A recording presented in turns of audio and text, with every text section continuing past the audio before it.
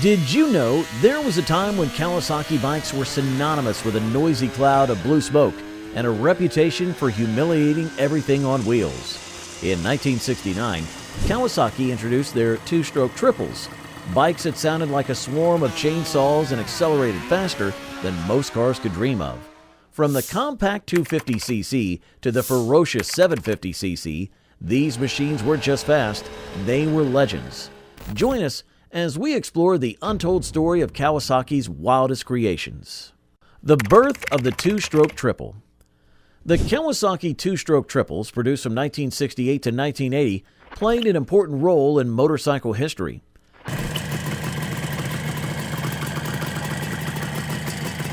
Kawasaki aimed to create the fastest production motorcycle, leading to the development of these high-performance machines.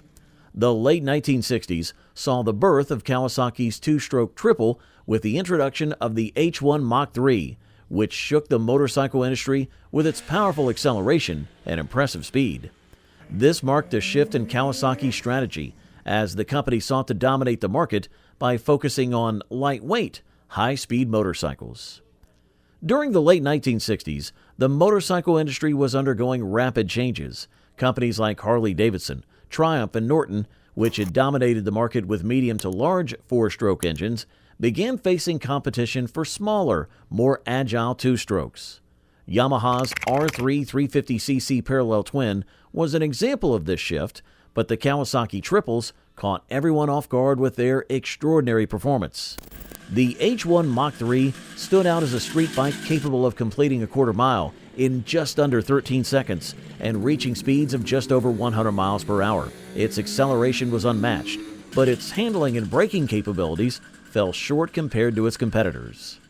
The H1 came equipped with innovative features, including a capacitor discharge ignition system and 3 separate exhaust systems. The exhaust layout resembled the design seen on MV Agusta's 3-cylinder Grand Prix racers, though positioned on the opposite side of the bike. This combination of advanced technology and raw power helped Kawasaki establish itself as a leader in the high-performance motorcycle segment during this era. Although the H1 faced criticism for its shortcomings in control, it became an icon for riders seeking speed and thrills, leaving a lasting impact on the motorcycle world. The H2 Mach 1V. In 1972, Kawasaki expanded its lineup of motorcycles after the success of its 500cc model. They introduced a series of triples, including the S1 Mach 1 with a 250cc engine, the S2 Mach 2 with a 350cc engine, and the H2 Mach 4 with a powerful 750cc engine, which complemented the existing 500cc H1. These bikes quickly gained attention for their impressive acceleration, but their reputation took a hit due to significant handling issues. The handling problems of the H1 and H2 models earned them a notorious nickname, the Widowmaker, which was far from the image Kawasaki intended for its motorcycles. A significant issue with these bikes was their tendency to pull wheelies during acceleration. The powerful engines could easily lift the front wheels off the ground, even at speeds exceeding 100 miles per hour. This made them challenging to control, especially for less experienced riders, and often led to accidents. The high-speed wheelies, combined with the bike's unpredictable handling, resulted in injuries and fatalities, creating a dangerous reputation for these models. As word of these incidents spread, insurance companies began raising premiums for the H1 and H2, making it more expensive to own and operate these motorcycles. The combination of safety concerns and rising insurance costs began to impact the popularity of the H1 and H2 models. Although the bikes were powerful and thrilling, their reputation for being difficult to handle at high speeds overshadowed their performance. This eventually led to a decline in sales and a tarnished legacy for what could have been some of Kawasaki's most celebrated motorcycles. Technological innovations. The Kawasaki two-stroke triples stood out for their technological breakthroughs, particularly the introduction of the capacitor discharge ignition system. This innovation marked a major step forward in motorcycle engineering by enabling more efficient and reliable ignition. The CDI system stored electrical energy in a capacitor and discharged it through the ignition coil to create a strong spark. This process was far more effective than traditional inductive discharge systems, which required longer charging times and performed poorly at high engine speeds. By incorporating CDI, Kawasaki not only enhanced the performance of its triples, but also set a new benchmark for motorcycle ignition technology. Designing the triple-cylinder engines came with significant challenges, especially in achieving the balance between power and stability.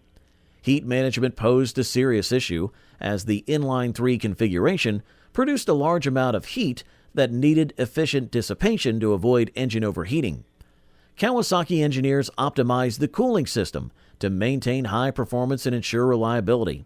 Vibration from the engine also created obstacles, affecting both rider comfort and handling. Engineers applied advanced damping techniques and refined engine mounts to minimize vibrations. Racing success. Kawasaki promoted their street bikes by participating in national and international motorcycle races. Many of these efforts were supported by distributors in various countries. The UK, known for its strong racing culture, played a significant role. In 1975, with backing from Kawasaki Motors UK, riders Mick Grant and Barry Ditchburn achieved great success by finishing first and second in the prestigious MCN Motorcycle News Superbike Series. They rode a race-tuned version of the H2 750cc bike, which became an iconic symbol of Kawasaki's racing prowess. During the 1970s, motorcycle manufacturers faced growing pressure from governments to reduce emissions.